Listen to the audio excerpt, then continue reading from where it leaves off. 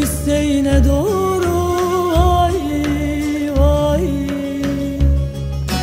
Gönül kalk gidelim Şahı Şehide. Vay vay.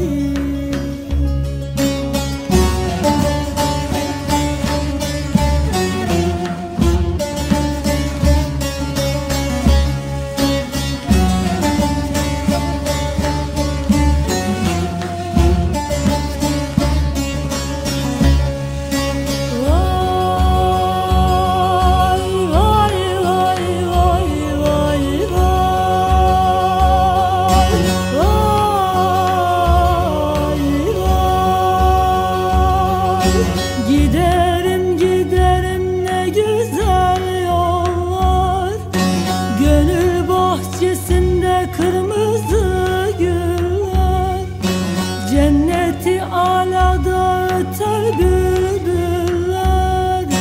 Gönül kalk gidelim Hüseyin'e doğru. Vay vay. Gönül kalk gidelim Hüseyin'e doğru.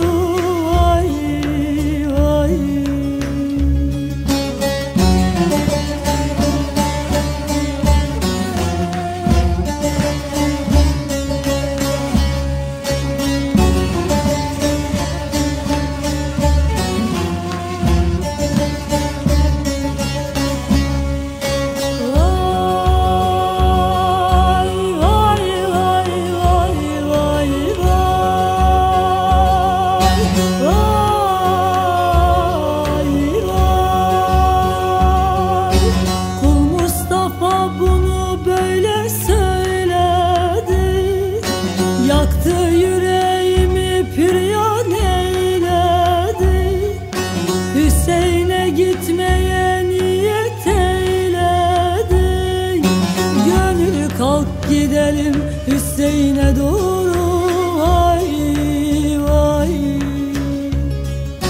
Gönül kalk gidelim Şahı Şehide. Vay vay.